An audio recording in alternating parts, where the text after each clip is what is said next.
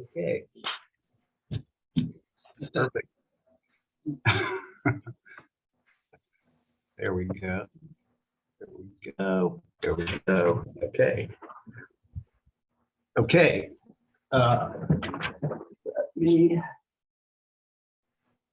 Okay, so we're calling this meeting to order. This is September 15th, 2022 Watershed meeting. Can we have a roll call, please? Director Gibson. Here. Director Russell. Here. Vice Chair Schmidt. Here. And Chair Bragman. Here. So the next item would be to approve the agenda. Do we have a motion to approve the agenda? Move approval of the agenda. Second. Roll call, please. Director Gibson. Aye. Director Russell. Aye. Vice Chair Schmidt. Aye. And Chair Bragman. Aye. Okay. First item is to approve the consent calendar. Do we want to do comments on things not on the agenda? That is probably a better idea. I'm scrambling to get my agenda on my screen, so thank you for that reminder. You're No getting problem. ready. You're getting ready. I can tell you're getting ready to run the show. Yeah. So, are there any open time comments? There are none. Okay. So let's go on to the consent calendar. And I'm really sorry, I'm still scrambling here, so bear with me for 1 second. Chair Bragman, Actually, first item is I'm sorry. It is a separate item, which is to approve the minutes of our last meeting from June 16th. Move approval of the June 16th meeting minutes. Second. Okay. Can we have a roll call, please? Director Gibson. Aye. Director Russell. Aye. Vice Chair Schmidt. Aye. And Chair Bragman. Aye. And then our second item is the wildfire resiliency report. And I'm assuming that is Sean Horns. Yeah, thank you, everyone. Sean Horn, Watershed Resources Manager. We've got a brief informational item that we'll present to you. So I'm going to share my screen and pull up the presentation we prepared for you.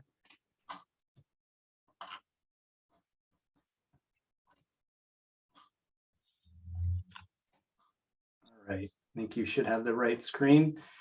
This is a follow-up on our wildfire resiliency plan that the district put in place in 2021, and we've been implementing actions to enhance the resiliency of the water district since that time. And we're going to focus on watershed priorities and a number of actions the district is looking at moving forward with. So I'm going to, in this presentation, provide a brief overview of some of our watershed issues, discuss some of the equipment and staff that we have trained for wild and fire response, and then follow up on some of the mitigation priorities that we're moving forward with this year. So this graphic is out of our biodiversity, fires and fuels plan, and it really discusses the drivers of change that we see on the watershed and interaction that we see from a long history of fire suppression, which has resulted in the buildup of trees and brush and the removal of fire almost entirely from the landscape. We have also seen the expansion of the urban interface in the wildland areas, really creating more vulnerable communities surrounding the watershed. We have more structures in the form of water infrastructure and houses adjacent and in the WUI and in the watershed itself. We've also, in this expansion, seen an increase in potential ignition sources, having more neighbors around our wildland areas. So in terms of climate change, we've seen a number of factors that are really putting more pressure on all of these things in terms of drought, extreme wildfire behavior, invasive plants and forest disease. And all of these things are kind of interacting, really increasing the potential hazards we see on our watershed lands. Now, the graphic on the right is just a map from the Bay Nature that really just displays and helps us understand that California has a long history of wildfire, right? Different ignitions in different regions of California, but this has really created a fire adapt ecology on our landscape. And now as we, have urbanized parts of California, we've seen kind of historical fire burn scars reburn again in some of these more recent fires. And so there's a lot of collaboration going on at the community level with different agencies to try to address these issues at different scales. So Marin Water collaborates with Marin County through a shared resources agreement that allows the district to support in-county wildland fire operations. We often are called upon to provide our water tender or our dozer for support in terms of responding to a county fire. We also are implementing our BIFIP, and that's allowed us to bring a number of resources in terms of contractors to support the scaling up of our vegetation management, which we're going to review in more detail in the next presentation. We're also collaborating with our other public land managers through the One TAM Forest Health Strategy, really looking at a long-term plan for doing forest restoration work that has multiple benefits. And we're collaborating with Fire Safe Marin on Firewise communities to expand those throughout the wildland urban interface and the urbanized areas of Marin County to really protect those private properties. And then we're also participating with Marin Wildfire Prevention Authority on the technical advisory committee to help kind of manage our lands in coordination with what they're doing in the WUI. So the district has equipment and staff that are trained in wildland fire response. We're really positioned for initial attack, and that's what our training and our equipment is designed for. We currently have 2 Type 6 Ranger vehicles and 3 Type 7s. Those are kind of our Ranger patrol vehicles that are equipped with water tanks and fire hoses to be initial attack equipment. And they're very agile and important tools that we have on the watershed. Now, the district also has a water tender, as I mentioned before. This is a great asset to the community because it is a 4-wheel drive tender, so it can get to those kind of remote locations and is often called upon to support county responses off the watershed. We also have a Type 3 wildland fire engine that has 500-gallon capacity, which we utilize for a number of operations on the watershed. It also supports, pile burning when we need to dispose of vegetation. Potentially, if we are to bring back prescribed fire, it would be a tremendous asset for supporting those operations. We also have portable water pumps that we can deploy in some of our boats out into the reservoirs to help with more remote fire responses. We have our dozer, as I mentioned, that's fire rated, that supports activities in terms of creating dozer lines in the event of a fire, and also supports our ongoing maintenance of our fire roads. So we also have a number of different tools that we equip at Sky Oaks, and most specifically, we have 5,000 feet of wildland fire hose that can be deployed to help support operations. Now, in terms of staff that are trained, we have 6 full-time rangers who are trained in wildland fire fighting, and we have 1 ranger position currently in the recruitment process, so that'll bring that up to 7. We have 7 full-time watershed maintenance staff, 2 full-time natural resource staff, and then we also have 1 contract sheriff that supports emergency response operations. Now, we do have some tremendous assets in the sky. Kind of eyes in the sky is our fire detection camera network that was developed by Marin County Fire in coordination with Fire Safe Marin and PG&E. This is a tremendous asset to kind of first responders and just giving that information early that there might be an incident somewhere in the county. And all of our rangers have the Alert Wildfire app on their phone. And if smoke is identified on one of these cameras, they get notified immediately, whether it's on the watershed, off the watershed, or in other areas of the state. So this is a tremendous asset to the community and is really the county fire's go-to resource for early detection. Now, as a backup, there's also the continuous operations of wildfire lookout that's on the top of Mount Tam that's managed by Marin County Fire. It is on land owned by Marin Water, and through a lease, Marin County Fire operates that. It's staffed by volunteers during the wildland fire season, and it's a great additional second check on what's going out there on the watershed. Now, in terms of visitors, we want to educate them about the risks that we have in terms of fire and some of the regulations that we have. So when you come up to Sky Oaks Road, if you were to enter the watershed that way, before you actually go through our kiosk to get into the gate, you would have passed 3 different signs that identify wildland fire hazards, whether it's and tell you that there's no smoking, there's no fires, open fires. So this is kind of that really key messaging that we're looking to connect with visitors on, so that they understand when they're coming into the watershed, there's rules, regulations that they have to comply with, and that there's threat of wildfire that we're trying to manage always. And then more recently, we've also developed some more new kiosk signs that we're putting out there. These kiosk signs have information about how to report a fire should you see one on the watershed. They also have some links to more information on our webpage, which we'll see next. And then we've also developed this sign, this blue sign, that's going to be kind of one that we deploy on our gates that just tell you, right, if you see something such as a fire, you can call 911 immediately to, report that. And that's the most direct way to get to a ranger response. Now, in terms of communicating with the public, we have developed a new watershed resiliency webpage, and this is really kind of a one-stop page on our website to give you information about what the district's doing in terms of enhancing watershed resiliency. It connects to some of our plans, specifically our wildfire resiliency plan, as well as our vegetation management efforts, and gives some key information about what the district is doing. Now we're going to talk in detail about this next, but one of the most proactive actions that the district is taking on the watershed is implementation of our BIFIP. This last year we spent $1.5 million in grant funds to implement this program, and we had $1.5 million in Marin water funding to scale up the implementation of our vegetation management. We completed about 1,400 acres of work, and as part of that work, we did some fuels modeling in our Potrero Meadow forest restoration projects, and we really demonstrated the benefit of influencing wildfire behavior through conducting these forest restoration actions. And that's kind of this lower map, which shows you kind of change in the rate of spread of fire before and after treatments have been done, really showing a drastic reduction in how a fire would behave in that forest that had been treated. And then the top map is just summarizing all of the work that we have done to date and what we're kind of planning on doing under the BIFIP moving forward. And this is actually a pretty cool map because it actually does summarize what we'll have completed within the first 5 years of implementation of the BIFIP, seeing that we're about 3 years in at this point. So this is a slide that is carrying forward from our last presentation when we gave an update on, or a briefing on, the wildfire that we had at Bontempe Lake. These were some of the mitigation priorities that we had identified that we could be moving forward in tandem with our wildfire resiliency plan. Some of these we've completed, such as the kiosk sign and the emergency response signs.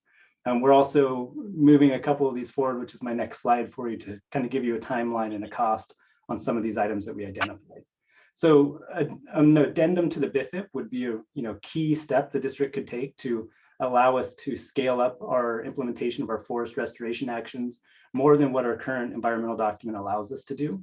And the key part of doing that was it would allow us to tap into additional grant funding. Right now, it's kind of a limiting factor of the number of acres that we can complete under our BIFIP. So if we want to leverage some of the state funding that's out there right now, it would be beneficial for us to expand some of the management actions that we have in that document. So that's something that we're looking at doing in the next 6 to 8 months. That's going to cost us about $30,000 to do that addendum and allow for that scaling up. We also are in the process of recruiting one ranger position. We've gone through the interview process and are in background checks. So that'll come to fruition here in the next couple of months.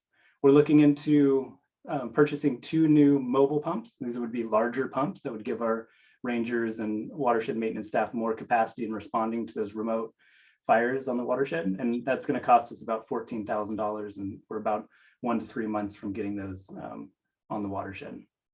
We've also looked at upgrades we could do to our water tender. It is from 2005.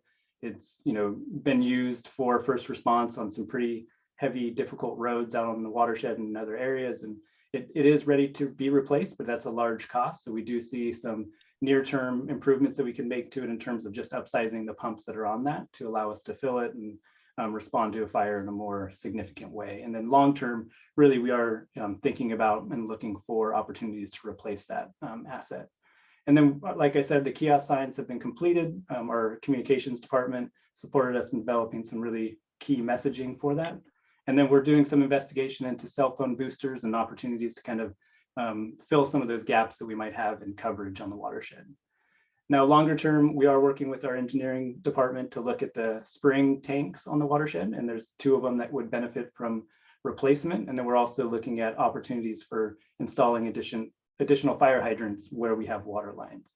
And then also rangers are thinking about in the next 2 to 3 years, really bolstering our watershed evacuation planning efforts and developing kind of a procedural manual for guiding those operations.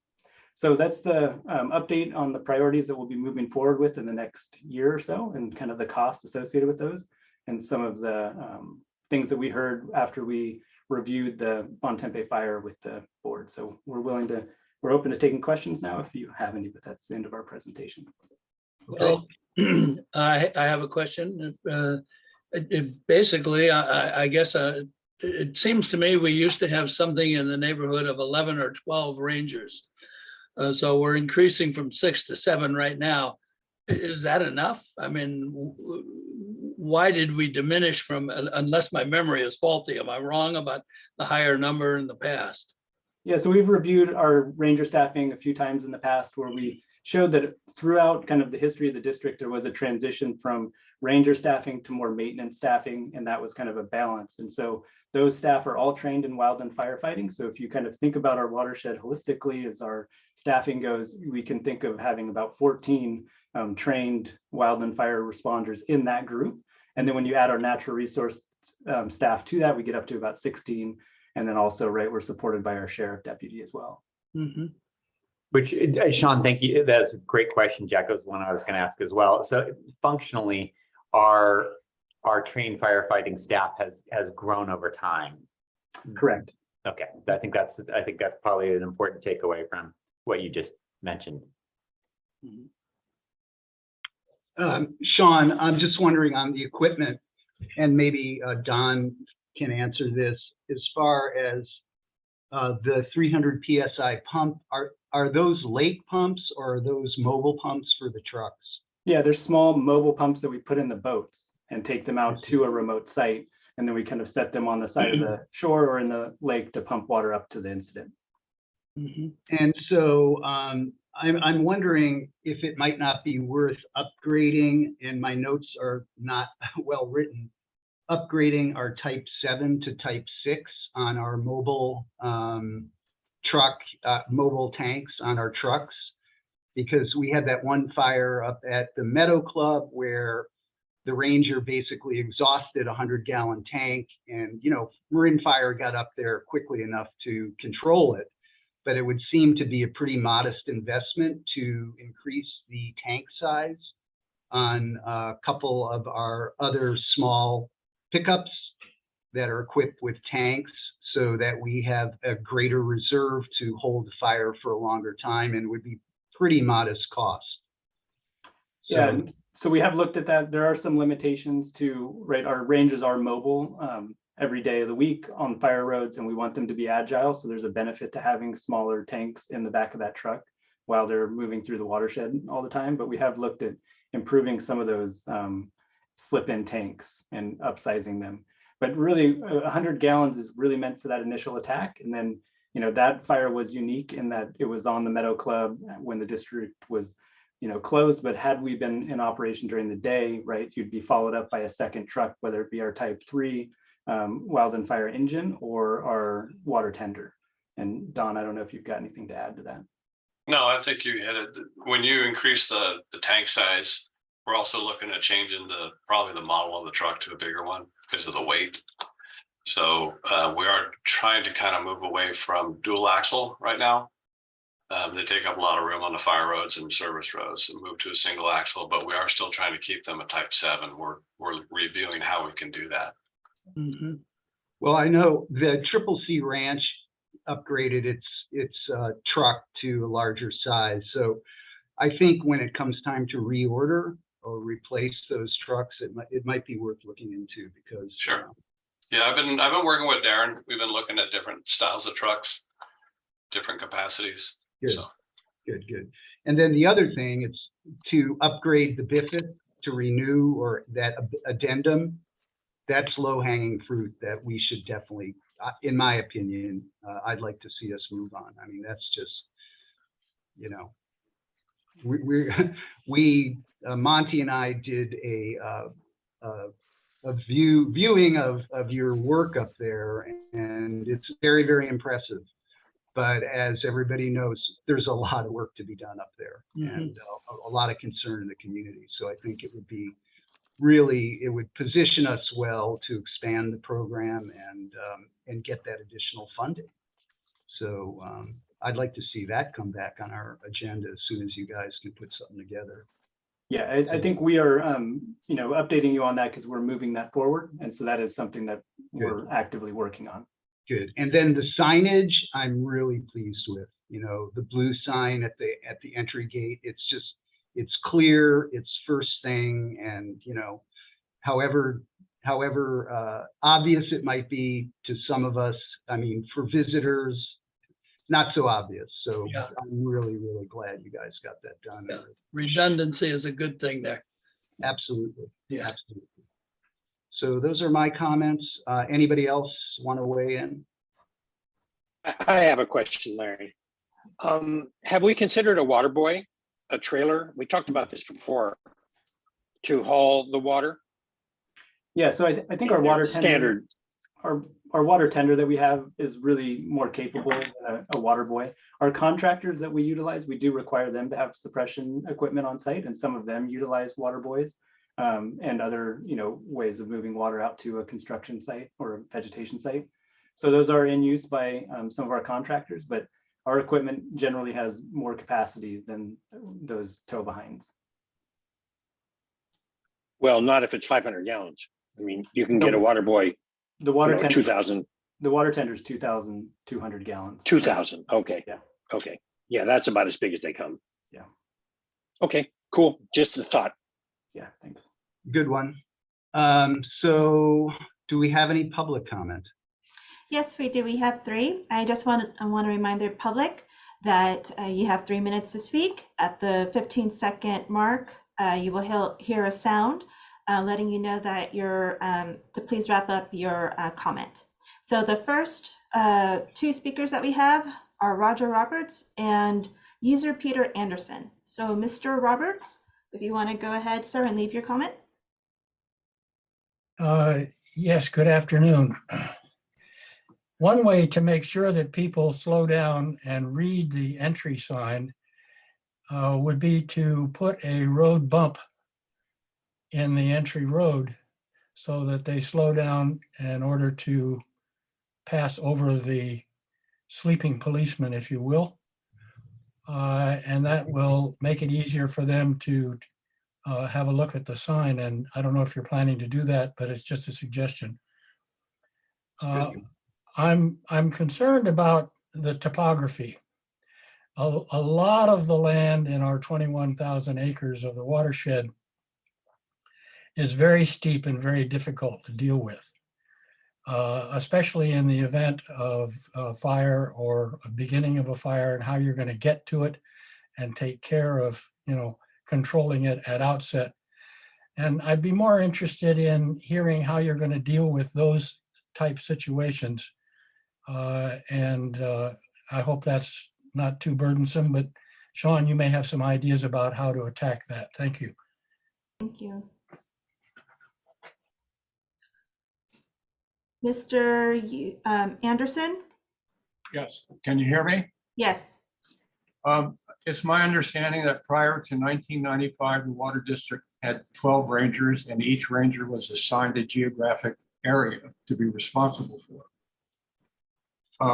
I'll describe how it works in New York State. Each ranger has a geographic territory in which they live and is responsible for the preservation, protection, enhancement of the state's forest resources, as well as the safety and well-being of the public using these resources.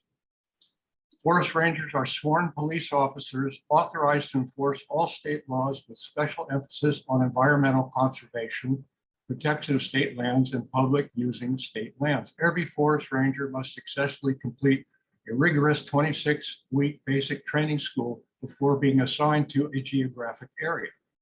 Every day, regardless of whether a ranger will patrol their assigned areas by vehicle, boat, ATV, snowmobile, aircraft, bicycle, foot, skis, or snowshoes. Regarding fire management, rangers provide training to volunteers and local fire departments in wildland firefighting techniques. Each ranger is trained and equipped for immediate response to outbreaks of wildfires. I was up at the Water District. I go up there every morning with my partner. And on Friday, September 9th, there was one ranger for 21,000 acres. Saturday, September 10th, there was one ranger for 21,000 acres at the height of the fire season, and with the park being inundated with visitors on a weekend. Saturday, August 19th, the gate at Sky Oak was locked with 50 visitors waiting to get in. A phone call was put through to the emergency number, and 30 or 40 minutes later, a ranger opened the gate. That ranger was on sick leave, and he came from the house right above Sky Oaks. I asked him how he got the notification. He said he looked out his window and saw a bunch of cars. So he came down and unlocked the gate. The following Saturday, the number was called and a ranger arrived from Phoenix Lake. 40 minutes later, I asked him how he got the message. He said he just got the message, like 30 minutes after the message was called in. So you have a communications problem. Of the 6 rangers, 2 are on medical sick leave. For how long? Indefinitely? And are there plans to replace those 2 deputies that are on sick leave now? If you don't, that leaves 4 rangers up there, and that's a real concern. And in the state of New York, that would be. Go ahead, wrap up, sir. Your last comment.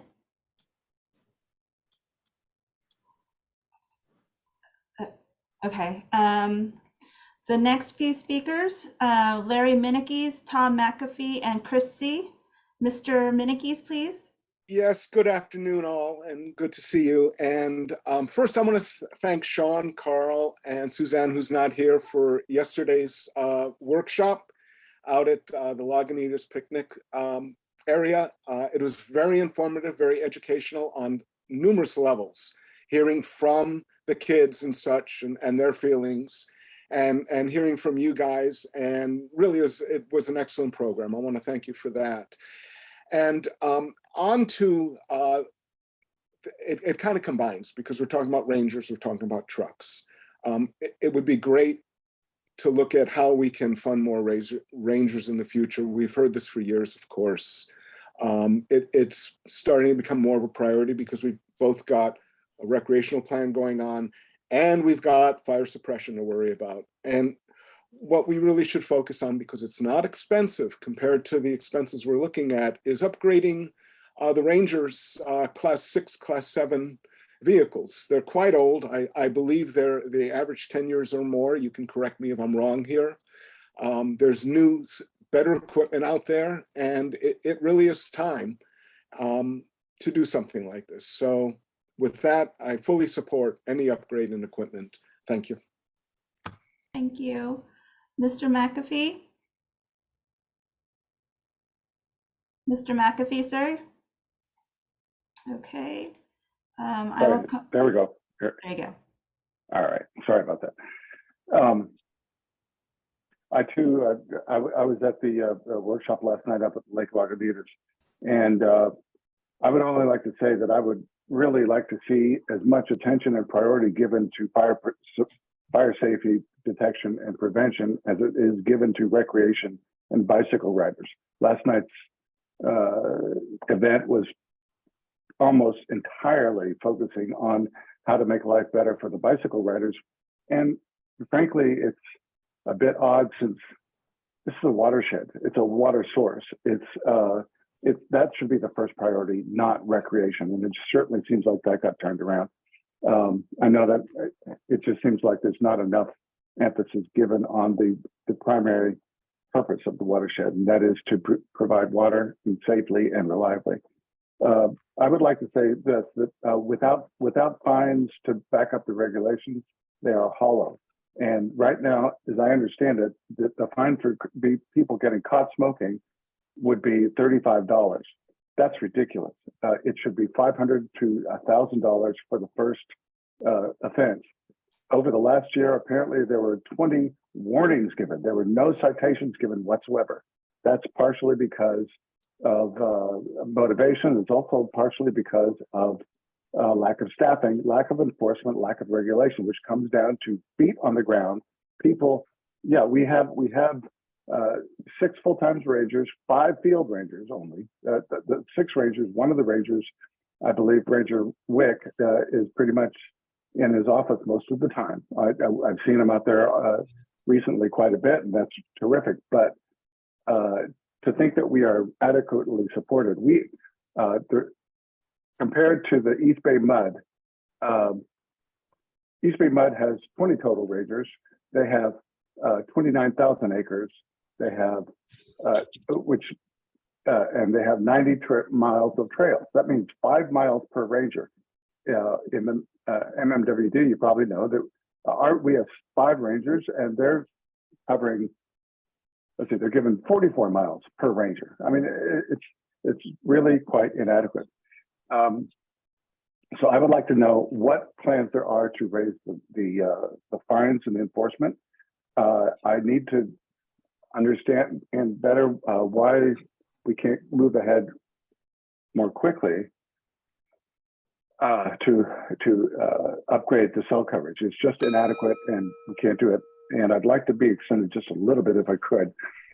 I believe that the signage is inadequate. I mean, there was one sign that I saw up by Bontempi that was put up, and it was put up on the wrong side. Can you still hear me? Can you still hear me? Okay, great. Yes. There was a single sign put up near the Bontempi Dam. The smokers and the fishermen come from the other side, and all it said was, "This is a high fire danger area."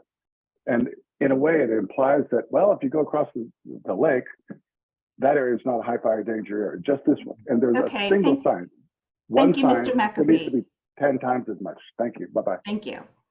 Okay. The next speaker we have is Chris C., and then we have 3 more after him. Please remember 3 minutes. Chris C., then Lindsay McLong, Jeff Guild, and Rick Jones. Go ahead, Chris C. Hi, all. Can y'all hear me? Yes. Awesome. Well, thank you so much for the time. I hear a lot of comments around increasing, ranger patrols and their ability to manage these fires. And while that may be a good thing, to have increased professionals there to manage fires, I think that there should be an effort to involve the community. I think, increasing cell range is something that is incredibly important for people to actually be able to notify the fire department or the ranger staff of a fire. And one unique idea I've had that I haven't heard about is, potential fire extinguishers in high fire danger sites or areas where, people are actually tending to smoke or to tend to do things that might cause a fire, to have some sort of immediate response there that is very easily accessible to the community. When you grab the fire extinguisher, just like in school, it sets off a fire alarm, which automatically notifies people, and get some boots on the ground first if someone is willing to try to put it out themselves, or if someone sees it and can help, just do whatever we can until the professionals arrive on scene. It may be, a personal risk that person chooses to or not to do, but you guys can take it from here. I think fire extinguishers have been used, around the world to put out fires. Thank you, Mr. C. Lindsay McLong, please. Please unmute yourself, Lindsay. Yes, it's Lindsay McClurg in San Anselmo. Yes. And I apologize, I was a little late to the meeting, so perhaps I missed some of the key points spoken earlier. I just would like to add my voice to those that are raising the concern that the staffing of rangers in the field appears to be woefully inadequate, given the vulnerability we have to fire in our region and the massive, wonderful resources that we have that are not being adequately overseen by folks that are out there, both to administer warnings and give fines for someone that is out there smoking, and to just be there for educational and emergency purposes other than fire as well. A thought comes to mind that recruiting volunteers to help some of the staffing shortages. There's a lot of committed people in Marin County that love our open space, whether it be in MMWD's area or others. My observation is cell phone coverage is totally inadequate and could be helpful in a life-threatening situation, such as the fire at Bontempi on June 6th, which had the wind been blowing that day, would have been calamitous. And then I also am curious about to what extent there's umbrella coordination. I know about the organization called One TAM, but we have multiple and perhaps some overlapping resources in the form of MMWD, city, county, state, and federal parks and open spaces that we treasure in Marin County. And if there isn't some ever any way to tap into each other's resources, back each other up, build on commonality of focus on the services that need to be delivered. So those are the comments I had, and I thank you all for your service and your attention. Appreciate it. Thank you. Mr. Jeff Guild? Yeah, hi. Jeff Gild in Fairfax. I also want to congratulate Sean and the team there for conducting a really excellent event last night up at the Watershed, or up at Lake Lagunitas for the rec plan. I think despite maybe what some folks have said earlier, I think that the discussion was proportional to the stakeholders that were in attendance. So I think it was well represented by groups, and maybe there were a lot of mountain bikers there, but I think mountain bikers probably have been underrepresented in the past, and they showed up in numbers last night. And so, and thank you for providing the parking for the bikes as well. That was a nice touch. There was probably 30 or 40 bikes up there from what I counted. I didn't do an exact count, but there was a lot. As far as the idea about fire management, I'm hearing about more rangers being needed, and maybe that's a good thing to be able to react to fires. But in my mind, that's not really management. It's having the resources to deal with fires once you have them. The management comes in the vegetation management, which you guys are already proactive in, and also in the recreation management, which you guys are becoming more active in. Along the lines of volunteering and stewardship, and having eyes on the ground, and people who care about the watershed, and people who are willing to volunteer their time to clear brush and do whatever else to augment the vegetation management that you guys are already paying for, and what you have grants for. You have this whole army of people who are interested in supporting the watershed, provided they have a voice and they have a stake in its recreation, and recreation is that's how people are going to relate to the watershed. And so I just want to commend you guys on how progressive you are on those aspects, and to just point out that recreation is not at the expense of managing the watershed. It's complementary to it. So I appreciate that, and keep up the great work. Thanks, Mr. Guild. And the next speaker is Rick Jones. Well, Mr. Guild, you said pretty much everything I was going to say, so I won't take everybody's time with what I have to say, but I will say I didn't expect as many comments about what is actually agenda item 4, the recreation plan, than what we're receiving.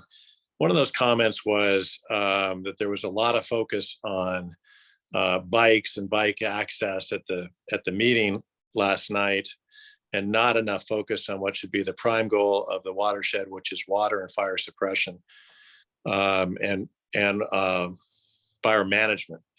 As a former firefighter, I agree with that. However, the purpose of the meeting last night was a recreation management plan. The purpose of the meeting wasn't about water primarily, or about wildfire management. It was about recreation. And so I'll just use this opportunity to again complement that process. Again, it's agenda item 4, but really appreciate the opportunity for all user groups to voice what is important to them, even though it is secondary in nature to the primary function of the water district, which is water and fire suppression. Thank you for letting me comment. Thank you, Mr. Jones. There are no further comments. Okay. Any further comments from the board or staff? I have one point of clarification. I was looking at some information that staff sent me about fines for smoking. And it looks to me like the fines are set by the county and not by Marin Water. So I don't know, Molly, if you can clarify that, but there's a graph that I got. I just looked in our code. Our code says it's prohibited. It does not set the fine. So what I would propose would be to write for the board to write a letter to the county. If there's, majority that agree to do it, to see if the county would increase the fine.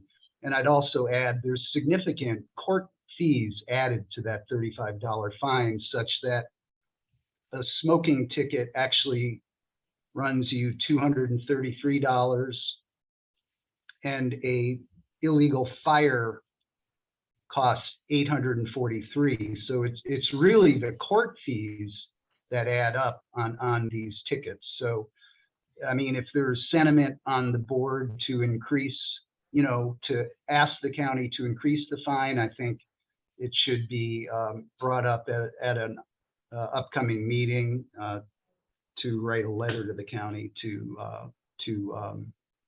increase the fine. I would support that. Okay, well, that's two. So maybe we could get that on the agenda coming We up. can take a look at that.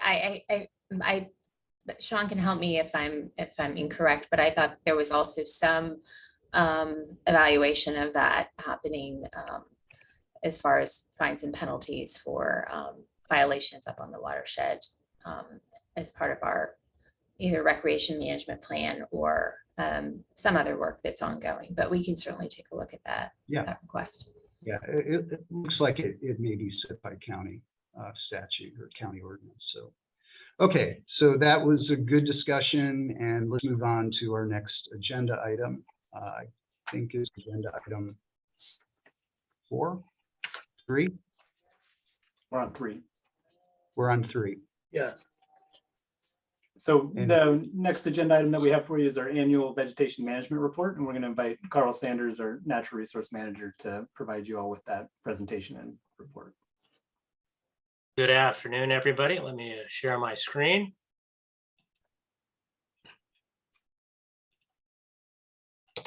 Can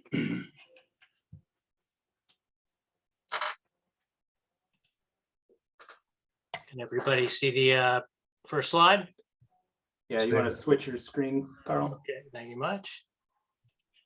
There we go. How's that? Good afternoon, everyone. This is the annual report for the implementation of our BIFIP. This is year 3 of the implementation. Outline of what we'll be talking about, the ongoing vegetation and wildlife coordination that we conduct, our compliance and monitoring work, the management actions or the work on the ground, give you an overview of our costs for each of those actions, as well as some averages. And then we'll summarize and then give you a work plan for what we're looking at moving forward into year 4, our current year, and beyond that. Quick overview of the BIFIP, the Biodiversity, Fire, and Fuels Integrated Plan. Again, emphasizing biodiversity, fire, and fuels. Focuses on actions to reduce fire hazards while at the same time maintaining ecosystem functions. 3 primary goals is to reduce the risk or minimize the risk from wildfire, while at the same time enhancing biological resources, and then provide an adaptive framework for periodic review and revisions. This is all accomplished through management actions that include ongoing monitoring, inventory, and planning, as well as the annual on-the-ground management actions. And then today's annual report, all part of the BIFIP process. Here's a map similar to what Sean had shown earlier. This is what we had accomplished in year 3. The target was 1,383 acres. We were slightly over that, by about 70 or so acres. That's really a function of mapping. So the 1,400 acres implemented, the actual on the ground work is closer to the year 3 target of 1,383. The map shows our reservoirs, and you can see out our reservoirs in West Marin. There's not a lot of work out there. We don't own or manage a lot of land. Most of that work then is focused on Mount Tamalpais within critical areas and prioritized areas along ridges and roads and around lakes. And this map also shows the different types of management actions, or some of them, from the dark green and forest health work, the Douglas fir in light green, most of that's encroachment. Some of our existing fuel breaks in sort of a peanut butter color, and some of our weed work as well. We also manage and coordinate leased areas, which a couple of them up on West Peak and another one down at the Marin Stables. Ongoing coordination and planning. We had red flags, only 12 last year, and correct me if I'm wrong, but I don't think we've had any this year. Continued coordination with County Fire. Top of my list is working with County Fire on prescribed burning efforts, and what it would take to coordinate resources for conducting a prescribed burn. Ongoing participation with our Fire Safe Marin, as well as Marin Wildfire Protection Authority, the MWPA. We've been participating on their technical advisory committee, as Sean had mentioned, as well as joining them on field trips to see what they're doing, and vice versa, inviting them on field trips so they can see what we are doing. We also provide them support during their annual seasonal fire sawyer training. Ongoing coordination year-round with PG&E in terms of their maintenance of both distribution and transmission lines, both the hardware and the vegetation around those lines. Last year, that included about 11 miles of lines within or over about 108 acres of land.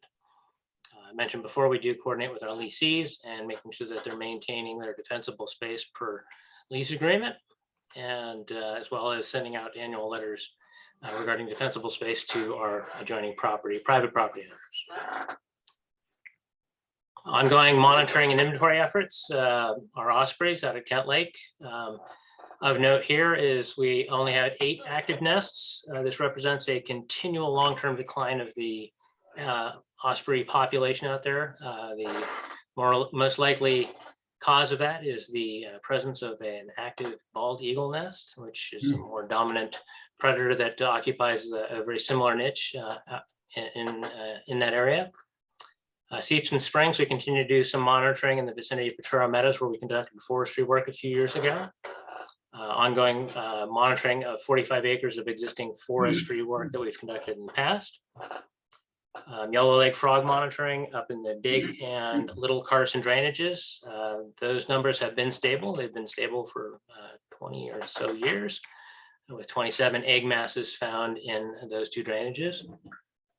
Non-native invasive plant management, or early detection rapid response. We increased our efforts on that this last year with our one-town partners to include additional acres within recently treated forestry units. Make sure that we're not creating a weed problem or allowing weeds to establish, or noxious weeds to establish. That was a first for last year. Rare plant monitoring and mapping, or rare plant mapping, I should say, through consultants. We completed 1,200 acres of rare plant mapping that'll inform us for planning years 4 and 5 and beyond for the BIFIP. And we've used that data to help update our GIS records and inform compliance measures with our contractors. Implementing our BMPs related to forestry work, especially those related to soil-borne pathogens that we discovered around Lake Lagunitas last year, the Phytophthora cinnamomi.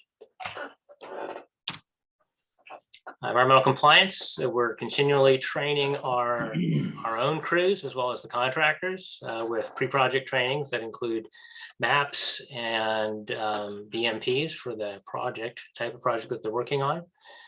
During our planning process, we're looking at hydrology, geology, of course, biology and cultural resources as we assess and prioritize and map future work polygons.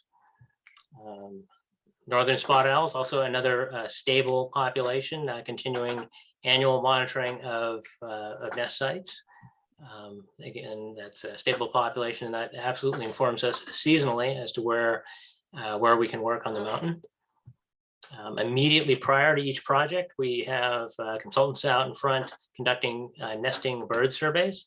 Those have to be conducted within 72 hours of the implementation work, and those lead to avoidance areas for contractors conducting the work to avoid nesting birds. Roosting bats for trees over 10 inches. If we can't avoid those trees, we're having them surveyed for nesting bats, and not nesting, but roosting bats and or bat maternity colonies.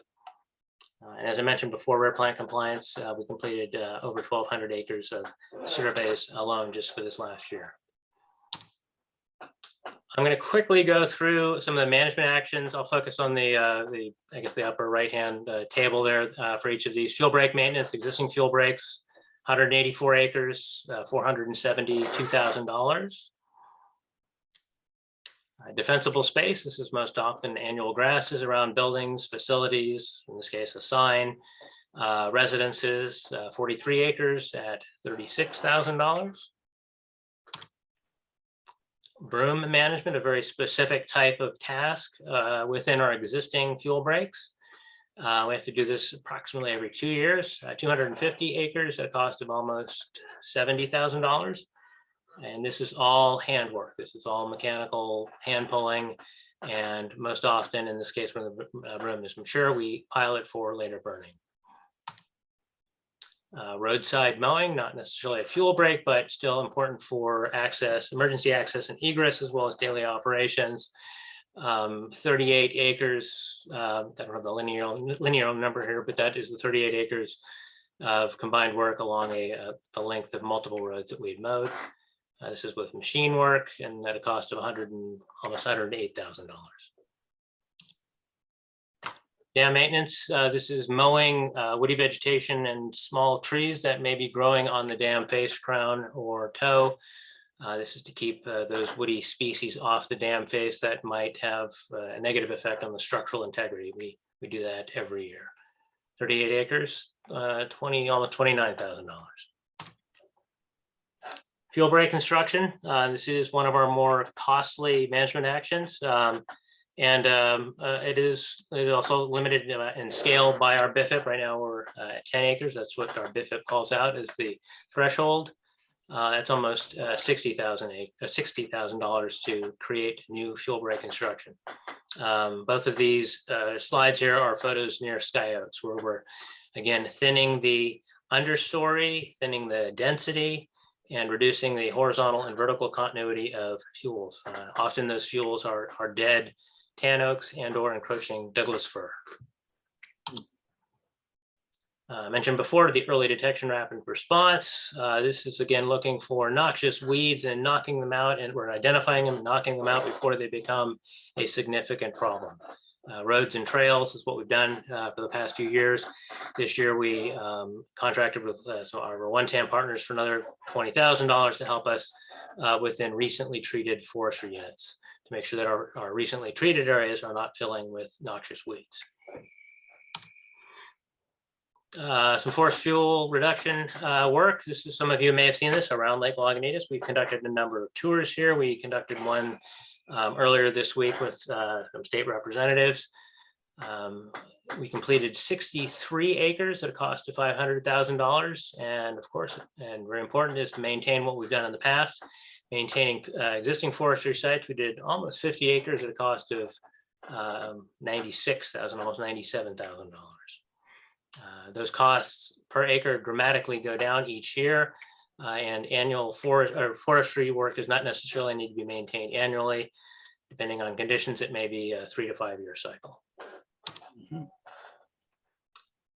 And again, in the absence of fire, we spend time working on Douglas fir, a native tree that encroaches into woodlands and grasslands. And again, in the absence of fire, the photo on the left, lower left, shows an area again right near Sky Oaks where we've thinned the density or the topping the topping effect of Douglas fir. A good example of what happens in kind of sort of without treatment is in the background of that same photo. You can see the taller Douglas fir starting to grow over and shade out the native oak trees or slower growing oak trees. The example on the lower right there of a before and after of thinning Douglas fir and the result. So it's it has both a forestry benefit and a fire benefit. 138 acres, the cost of $623,000. Broom removal outside fuel breaks. This is one that we've absolutely scaled up for the BIFIP.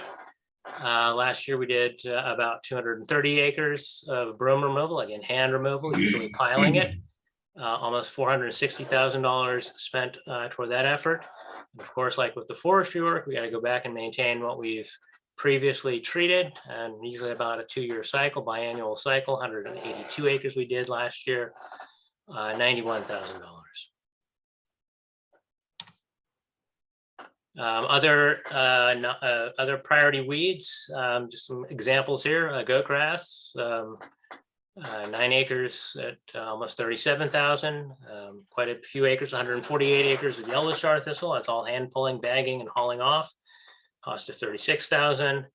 And then cumulative other weeds that we work on, almost 90 acres at a cost of 64,000. Again, that's all hand work, hand crews.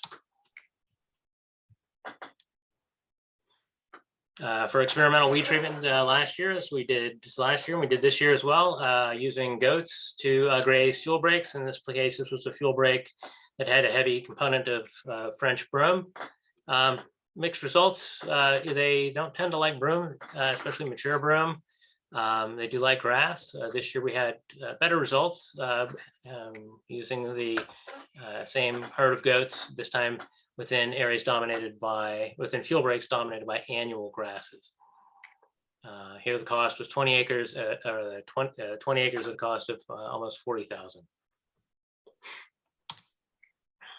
I won't go through each of these, but some numbers to look at would be the construction of new fuel break at almost 6,000 grand an acre, as well as maybe another expensive one in there, the initial forest fuel reduction at a cost of almost $8,000 an acre. When you include looking further down the table, when you look and include the compliance costs of $410,000, and you take an average of the total costs per acre across all of these different management actions, it's about $2,100 an acre to implement the BIFIP. Some cost summaries. So the second column is the BIFIP estimate, and the third column is the actual costs. You'll see our actual costs are higher than the BIFIP estimate. Coordination's on a significant difference. The planning was planning, compliance, and monitoring. Absolutely, the BIFIP underestimated the compliance costs on that front. Vegetation management, the increase that you see there, likely related to just inflationary pressures that we're all feeling with labor and materials. I see that through all of the contracts that we let. Bottom line for FY22, year 3 of the BIFIP, is it cost us $3,140,000 to implement the BIFIP successfully and hitting most of our targets. Looking ahead and adapting or learning from what we've done. As Sean had mentioned, we're in the process of conducting fuel modeling across the watershed, focused on our existing treatments to help us, existing and proposed treatments to help us inform future work, both the location and treatment prescription, as well as assessing the treatment efficacy for protecting critical resources, most specifically the Bontempi treatment plant. And in this photo here, again, the sort of the peanut butter and color around Bontempi is in part the field work that we're doing on Pilot Knob down to and around the Bontempi treatment plant. We continue to collaborate with OneTam on the regional forest health strategy, which I think we'll be finalizing shortly, probably within the next 6 months, and we have begun implementing many of their recommendations. As noted earlier, our compliance costs as well as our contractor implementation costs have increased both due to inflation, but also as the BIFIP scales and acres. Let's not forget the maintenance costs also will continue to increase. We need to make sure that we maintain what we have treated. We have not been able to conduct all of the inventories lined out within the BIFIP just due to funding availability and just resource needs. As Sean had also mentioned, and I think this is a critical one, we've received a proposal from Panorama to draft an addendum to the BIFIP that would allow increases to very specific management actions under CEQA within forestry and new fuels treatment, as well as potential modifications to some BMPs and mitigation measures.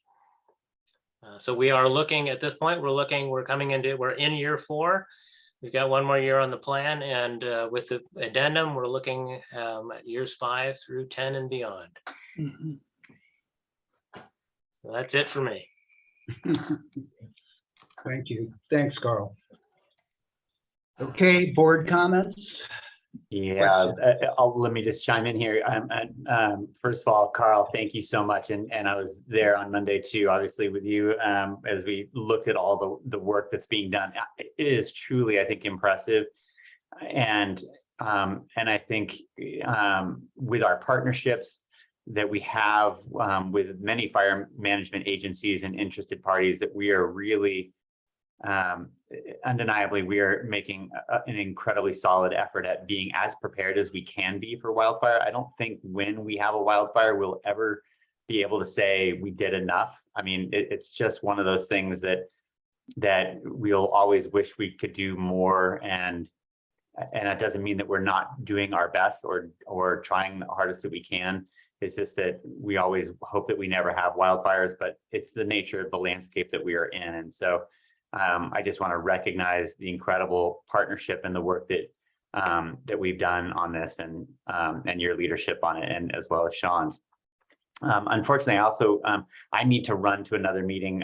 The conversation's gone on longer, which has been great, but unfortunately, I need to run. Today is my son's 11th birthday, and I have to pick him up and for his birthday party. So sorry to have to jump off early, folks. It's for a good cause, but thank you so much. I really appreciate it.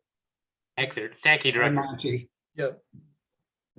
Okay. Yeah, I should add, I did leave out on that $3.1 million. 50% of that, I think Sean mentioned it before, but 50% of that was district funded. The other 50% was grant funded. So that's been a critical lift for us. And I really think I want to make sure the board knows how we've been able to fund the implementation. So that's a key part. Yeah. Shout out to Matt. Yeah. Absolutely. Right. Yeah. And we've been utilizing 2 state grants, a state CAL FIRE and a state Coastal Conservancy Forest Health grants, which is the emphasis on both, to help us implement this work. It's been critical. Yeah. Yeah. So Carl. Yep. Go ahead, Larry. Sorry. Okay, thank you. Do you think it makes sense to go back to the BIFID and re-evaluate the budget across the board based on the information you've collected on the items that have exceeded the budget?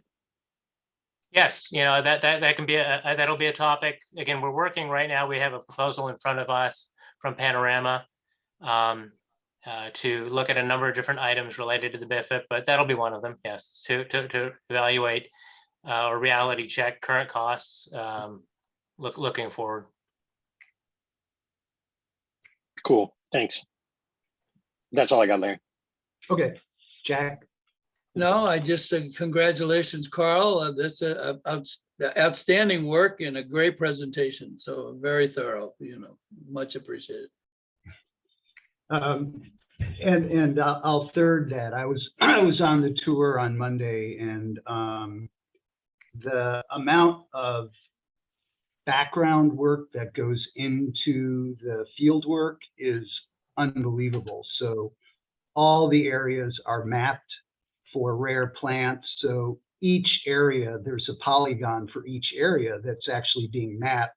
So it's not just crews being sent out to clear brush randomly. I mean, it's very well planned and really down to, you know, the square meter. So it's really amazing work, and I know we're learning more as we go through it. So it's really fascinating work. So I'm going to be jumping back to fire. Do we know how many miles of line PG&E has in the watershed? Larry, we do, Director, we do. I don't have that at the tip of my tongue, but yes, we have all of their distribution and transmission lines mapped.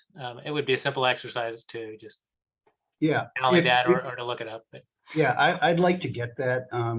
I spoke to Mike McGuire, Senator McGuire, and there was serious consideration about passing legislation requiring them to bury their lines.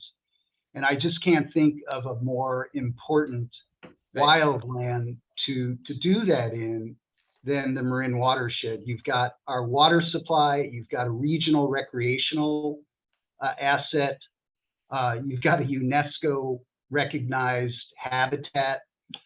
So I'd really like to get that information, because we know even from Mosquito, the fire that's blazing now, that's a PG&E ignition. So I'd really like to follow up with that. Larry, what I recall, this is not the first time we've had this discussion about undergrounding PG&E. I think there was even a proposal to go to PG&E and ask for the cost. That's kind of what I remember.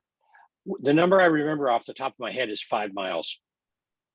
And that could be wrong, but that's the number I recall. We have considerably more miles of both transmission and distribution lines. And Bragman, we did approach PG&E years ago on this.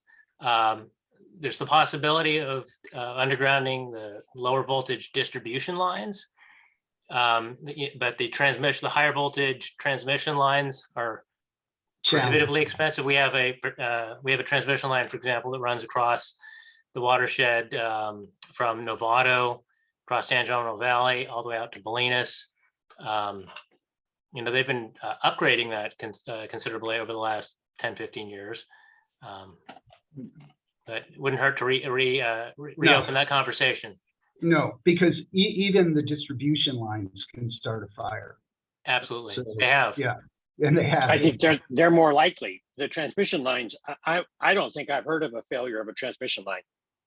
We had actually the Nicasio transmission line had a switch, a faulty switch that started a fire probably 15 years ago. Yeah, sure. But the owl that did the suicide run, he was in the distribution system, right? He touched the two. I believe so. Yeah, that the lines. That's what I recall. Yeah. Yeah. And you know, there's also some newer technology, some breaker switches that they might be able to put on the transmission line. So I definitely think it's worth revisiting that, especially in light of recent events. The only other thing I wanted to bring up is goats, one of my favorite subjects. I had an interesting conversation with Ray Moritz, who helped do the 95 watershed vegetation management plan. And he pointed to me to some studies of pre-settlement, the pre-settlement condition of TAM, and it was entirely different, much more grassland, much less brush, much less forest. So, you know, folks are sort of under the assumption that, you know, TAM is a naturally heavily forested, heavily vegetated ecosystem. And from the archaeological and historical record, not so. On the goats, I was just wondering if we might be able to coordinate with the Marin Wildfire Prevention Authority, because I think one of the problems with our goat program is we're getting the goats into our land late. From what I understand, they will eat broom earlier in the year when it's softer. So it might be worth trying to coordinate with Fire Safe Marin to see if we could coordinate with them as far as sharing the herd, so we wouldn't have as much conflict getting them into the watershed. I saw them being taken out of the watershed. I think they're amazing and do really good work. And no burn piles because the vegetation walks out with the goats for the most part. So there's a lot to be said for goats. So, but I'm really pleased with the BIFIP, and we've come a long way in the last few years. So I really appreciate it, and thank you for that. So I guess it's time for public comment. Yes, we have one right now, Mr. Larry Minikis. Go ahead, sir. Oh, gee. Okay. Well, Carl, thank you. You know, I'm looking at page 22 of your presentation, and you go through 2022 through 2026. And what would be interesting is to see, I don't know if I would call it a wish list of where we would go beyond 26 and what that might look like the following 10 years. You know, what if we have, here's where we're going to go. Obviously, the work you're doing right now towards San Anselmo and Fairfax is critical work and is very important. But then you're moving towards Alpine Lake, and I'm wondering in the future if there's going to be more work along that wildland corridor to protect that resource. And that's my comment. Thank you. Oh, and on the goats, as I understand, it's getting a little more difficult because goats are getting in real demand, and it's also gotten more expensive because the law changed. So the goat herders have to be paid for, I think it's 168 hours a week for 24 hours a day. So it's made it a little difficult for some of these goat herders, as I understand it. So it's always something. And with that, I'll stop my comment. Thank you. Thank you. We do have one more speaker, Mr. Tom McAfee. Go ahead, sir. I'm unmuted now. Thank you. It's really quite clear that where the $3 million has gone, and it's like everybody says, it's a very impressive undertaking, and it's taken a lot of people, a lot of time, a lot of money. And again, it's really, to me, a question of priorities and to prioritize resource management. And I would like to point out the reality of the situation is that the Bontempi fire of June 16th was not in any way affected by the vegetation management. The reason it didn't get out of control was the fact that there was no wind, that it was cool temperatures, that the humidity was low, but the grass that was there was exploding, and it would have exploded further, but for the fire breaks that were provided by the trails. And that's where it stopped. It didn't stop for any other reason. Had it come 6 to 8 hours later, it would have jumped there, it would have jumped into the forest, and who knows how far it would have gone. So really, once again, I mean, it kind of comes down to Monty's comment that he made before he left. And he said, gee, I hope we never have wildfires. Well, that's just not going to happen. That's not realistic. It is going to happen. And that's why we need to have a higher priority and spend more time and effort and money on making sure that fires don't start in the first place. And the way that happens is, in my opinion, would really be helped by increased ranger supervision and enforcement, and making sure that if there's any to get detected immediately. One thought I had as far as a funding source would be to find out from one TAM how they get so much money from Bechtel and from the Bechtel Corporation, and to find out if maybe Bechtel wouldn't like to do a good corporate citizen PR project and sponsor a couple of rangers. I mean, I think it would go a long way for them if they do want to protect the watershed. And I'm sure they do for whatever reason. I think putting money into a new ranger or two would go a long way. They have money. Whatever you think of Bechtel, I think if it's money put to the right use, then all the good for us. So thank you very much on that. Thank you. There are no further speakers. Okay. Unless somebody else wants to chime in, I think that's it. Thanks, Carl, again. And Thank you, Carl. we'll move on to our next item, which is item 4, a review of the recreational management plan. Yeah, good afternoon, Directors. Sean Horn, Watershed Resource Manager. We're going to give you a short presentation, just an informational item to update you all on where we are in our recreation planning process. So let me pull up my presentation.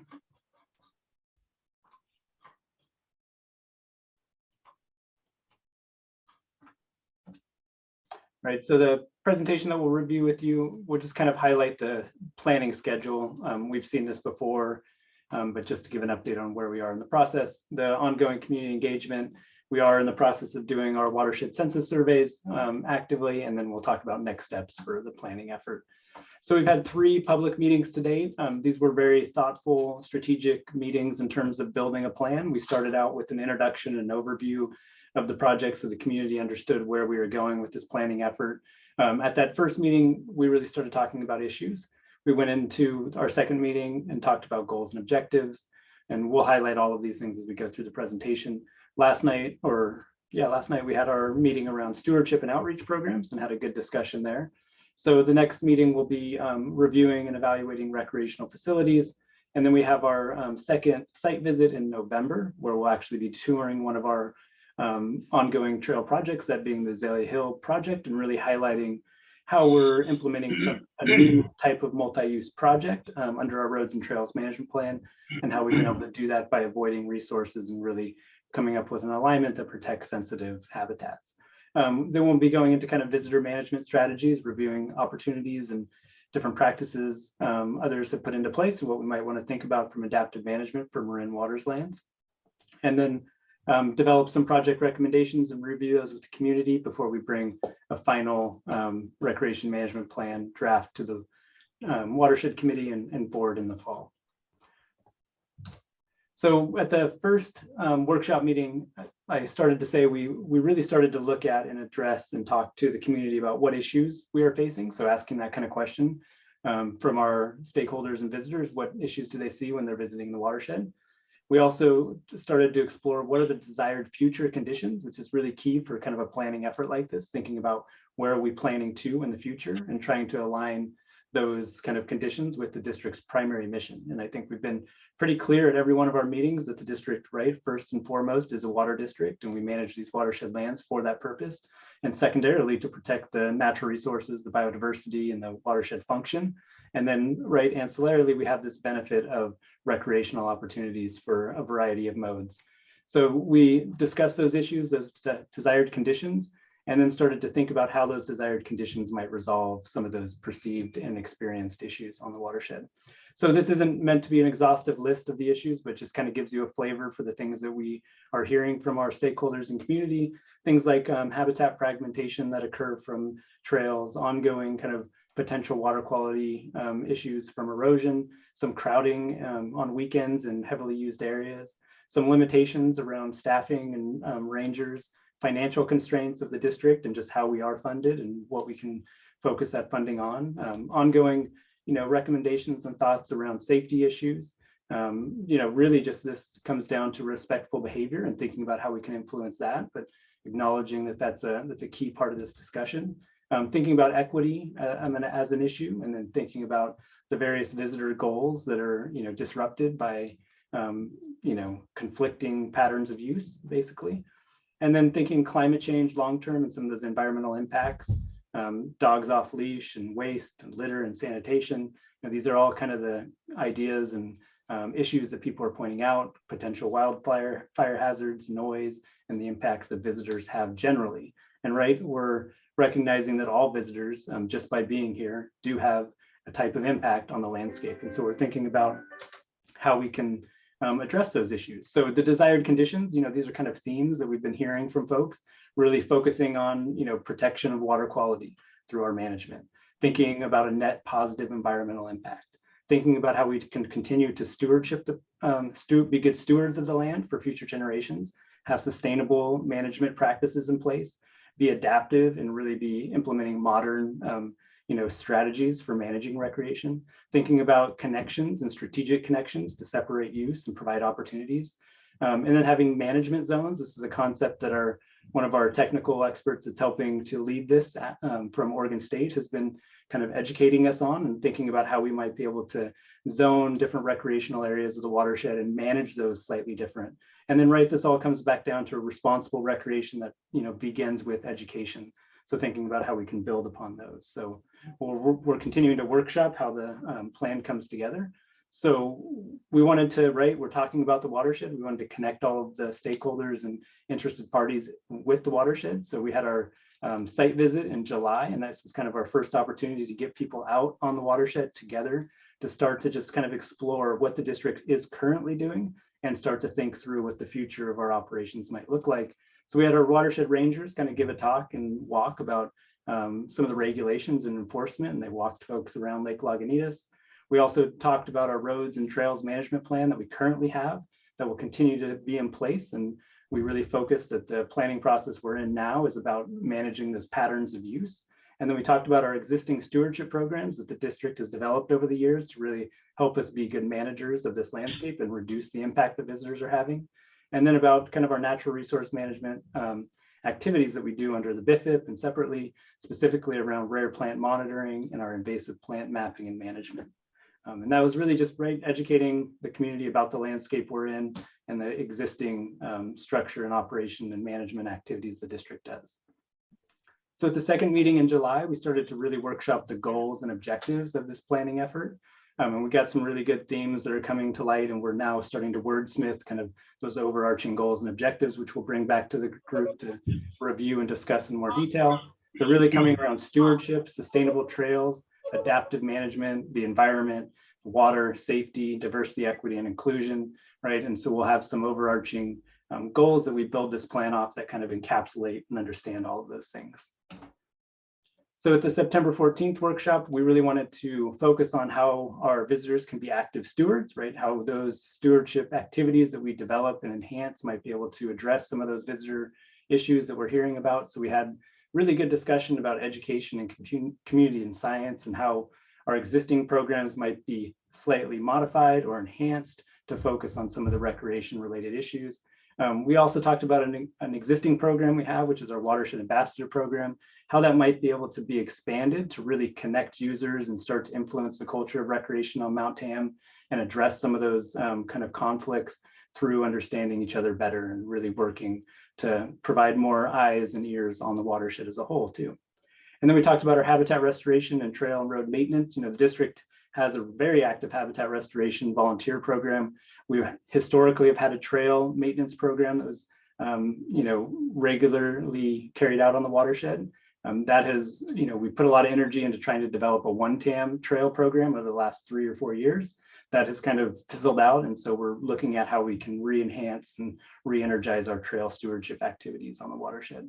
And then community partnerships, this is going to be key. And this is really thinking about what can those different stakeholder groups and really do on their own outside of the district to influence recreational culture, and then how can they work together on positive change and addressing some of these issues through collaboration. One of the great examples of that is just the Slow and Say Hello program. And so thinking about ways that we can enhance those partnerships. So then next, we're also in the process of doing our watershed visitor intercept surveys. So we're doing surveys on the watershed.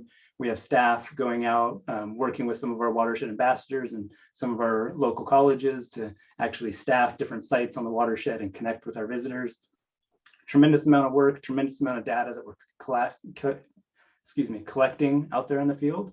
And I must say, from the 4 surveys that I've conducted on the watershed, or 4 days, the vast majority of people that we're interacting with are really excited to be here. They really value their experience and really are thankful that the district provides them with this recreational opportunity, and have a lot of positive things to say. And so I think that's really important.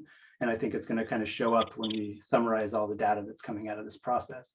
In addition to doing those intercept surveys where we're actually connecting with visitors, we have eco counters out. We're using trail-based apps to understand patterns of use. And then we've also flown an online survey that went out through our newsletter, and we'll be able to look at kind of the online survey, separately than the watershed intercept survey, just so that we can kind of compare and contrast to see the understanding of the input that we're getting. And that's really just right to get input directly from those people that are visiting the watershed.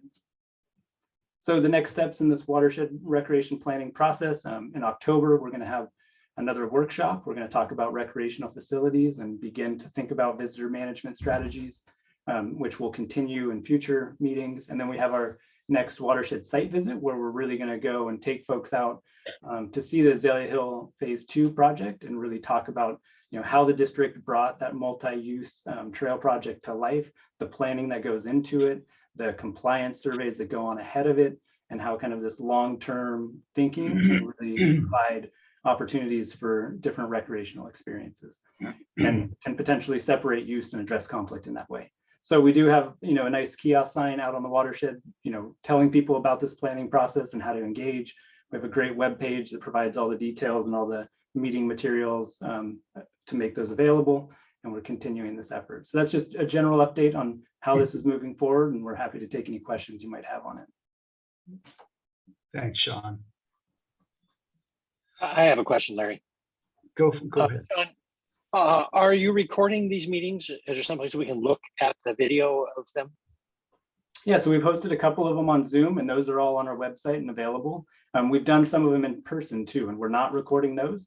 The in-person ones have been really helpful for getting people together, and we're really seeing a different type of engagement when we're bringing people together. And so we've been hosting them outside at our Lake Lagunitas picnic area, and we'll continue to do that. And our watershed site visits, right? Those are site visits, so those are not being recorded. I think you should consider recording them. I mean, all it takes is a guy with a camera, right? You know, even if the sound's a little rough, and we could probably make the sound okay. I don't see any advantage to not recording them. So, you know, some of these are we're doing in workshop style, like last night. So we broke groups out, you know, into 30-minute workshops in different areas. So we would have had to have, you know, a fair amount of cameras to capture all of that and bring it together. But we'll look into that. Don't they report back at the end of their do breakout? report back in the end, yeah. That's the part that's needed. Yeah. You know, just the summary, not the details. Yeah. And we'll be capturing all of the kind of notes from these meetings and integrating those into the document that we developed as well. And that may be sufficient, but I just give it some thought if you would. Yeah, thanks. Are you noticing any difference in the particular stakeholder groups participating in one in person versus Zoom or that sort of differential? Are you getting the same cross section? Right, great question. Yeah, I think we are getting the same cross section. I think a lot of our stakeholders are very invested in this process and are putting out information to encourage people to participate. And so I think we are getting a good broad spectrum of our visitors. I think we are looking at how we might be able to connect with some of those non-traditional visitors that might not be aware of this planning effort in a better way. It's good. So I was at the event last night, and again, you know, it's the work and preparation that goes into these plans and processes is really incredible. I mean, I don't know how you guys do it, but there's a lot of depth of planning and analysis that's being done here. So it's good stuff. It's deep stuff. It's going to take a while. The thing that is sort of sinking in to me as I go through recreation, fire, vegetation, is how interconnected everything is. And it's really, the ultimate product is really sort of changing the culture or raising people's awareness and consciousness of the value of the watershed as a recreational destination, but also just as a community asset for health as well as resources. So I think we're coming along. You know, it seems like, you know, the people that are attending regularly are starting to get it. I mean, I think one of the big issues we're going to have is funding, because we have 60,000 ratepayers and we're paying for a regional recreational destination for 1 million people. So that is a great thing that our customers are doing, But as someone once said, you know, we're loving it to death, and we do need to kind of figure that out. Maybe the state parks can figure out some kind of statewide funding for these types of watershed recreational assets. But it's incredible. Well, Larry, that's an interesting point, because the gentleman that was talking about East Bay Mud with 29,000 acres and their 20 rangers, you know, they're at least 6 times larger than us, if not 10 times larger. Yeah. You know, So and so they have a much more overhead too, and they have over a million customers. yeah. So much bigger database to spread it over. We're kind of the mouse that roared, and we should be proud of it. But it's a challenge, and you guys, you know, are doing more than your share, and it's appreciated. So, time for public comment. Yes, we have, right now, we have one public comment from Roger Roberts. Go ahead, Mr. Roberts. Yeah, I know that the Water District is engaged in conversations with the other land managers here in the county, and One Tam and the state parks, and, you know, the whole list. It would be helpful if you would explain or include some of the joint efforts you're doing and pursuing with them as part of this review. That would be helpful to me, at least. Thank you so much. Thank you. Oh, and we have one more speaker, Mr. Larry Minikes. Go ahead, sir. Kind of shocked that there's only 2 of us speaking. Frankly, I think everyone is. But, sorry. But I was discussing this with Director Bragman last evening, and that is the licensing program, which is contentious. But that if there is a licensing program, if there ever is one, it should really be at the state level. And I would encourage the district to approach the state in whatever way possible to consider putting together some sort of bicycle licensing program, whether it's just for e-bikes or if it's for all adult users. It's something that we're moving toward, I believe. You know, particularly with more and more e-bikes getting out there, it's sort of clouding the transportation picture as to where the bicycle stops and where the motor vehicle begins. And that's my comment. Thank you so much. Yeah. Thank you, Mr. Minikes. And now we have 2 more speakers, Tom McAfee and then Tom Boss. Go ahead, Mr. McAfee. Yes, hi. I just wanted to speak to the point about the comparison with East Bay Mud just real quickly. We have 5 field raisers for 21,600 acres. East Bay Mud has 20 field raisers for 29,000 acres. So it's not really quite as disparate as you were thinking. That's all. Thank you. Thank you, sir. And Mr. Tom Boss. Yeah, good afternoon, directors. I just wanted to first give my kudos to staff for last night's meeting in particular. It was well organized, and the setting at Lake Lagunitas couldn't have been better for a conversation on how to manage and care for the watershed. So the turnout too, a big diversity of interests and ages, which I really was inspired by, presented an opportunity that I think we need to take advantage of more when we have different folks together in an outdoor setting like that. There was people with concerns for safety and conservation, and there was a strong showing of people who were focused on recreation. This presented a great opportunity for productive conversations and problem solving.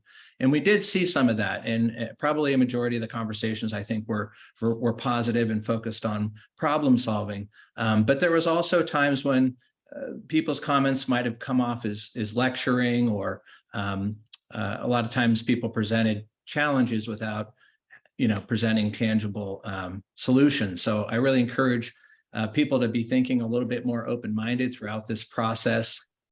One example, a woman mentioned the importance of our fragile ecosystem and need to protect endangered wildlife. And when asked how we might encourage those values, they said, that information is all available online, which isn't really probably the best way to embold these ideas in people's minds. So yeah, I'd love to hear more ideas about how we can engage and educate people on the topics of wildlife conservation, safety, and recreation. Collaboration is key. The more people see things from the perspective of others, the more likely they are to appreciate and embrace actions to reduce conflict and to live more conservation values. We have a lot to learn from each other, but only if we're willing to collaborate and give others a benefit of the doubt. Some personal thoughts on how we might build on a collaboration and stewardship. How about a visitor contest built around the iNaturalist app, or a BioBlitz activity for all recreation types, multimodal monitoring for invasives, and more interpretive activities such as a wildflower ride that MCBC did in partnership with the Native Plant Society. Last, bicyclists are a huge resource for volunteer work. They come out for more than just instruction. They also do maintenance, that addresses safety concerns. They do habitat restoration and invasive removal, and a fair and inclusive plan, I think, will result in an increase of resources to any of the issues that we heard here at the meeting tonight. Thank you, Mr. Boss. And one more speaker, Andrew Levine. Go ahead, sir. All right, thank you very much. I just wanted to say I agree with some of the previous speakers. Last night to me seemed like the most collaborative and positive of all those meetings we've had so far. But a couple of things I noted, while Tom said, for example, it was a diverse group, the only non-white participants last night were cyclists. There were probably 10 or 20 folks who weren't white people, and they were all on bikes. So it's interesting that different communities might have a different makeup, and when we think of diversity and inclusion, we have to think that different folks might recreate in different ways. I'd also like to respond on Director Bragman mentioned funding is an issue here. One of the things that was very strong last night was discussion of volunteerism and trail work and things like that. I just returned from a week in Lake Tahoe, and every trail you walk or bike on there, there's key signs telling you who are the trail stewards of those trails. Those trails were in amazing condition, and that's all done by volunteer organizations. So this doesn't have to cost the district money. This has to just involve embracing the community that is offering this. There were 100 cyclists there last night. The vast majority of which already do volunteer and work on trails for all of your sister agencies around who are more supportive of cyclists on their trails. And then just the last comment I want to make is in response to Mr. Minicki's comment about bicycle licensing. That really is not, I think, a good way to solve this. Just one thing to keep in mind, there is one country in the world that requires bikes to be licensed, and that's North Korea. So if we want to follow their lead, we can do that. But I don't think if you go around the world to see places where bikes and the environment are handled appropriately, it's not through laws and licensing. It's through this building community and education. And that's why last night was so great. So I'd like to see more in that area. But I very much appreciate the opportunity to participate in all this, and do hope and see that this process will lead to something positive for the district, for the environment, and for the community. So thank you. Thank you, Mr. Levine. There are no further speakers. Wow, North Korea. Okay, so I guess that brings us to the end of another episode, unless anybody has any further comments. Okay, seeing none, we'll adjourn, and thank you all very much. Okay, thank you all. Thank you. Bye-bye.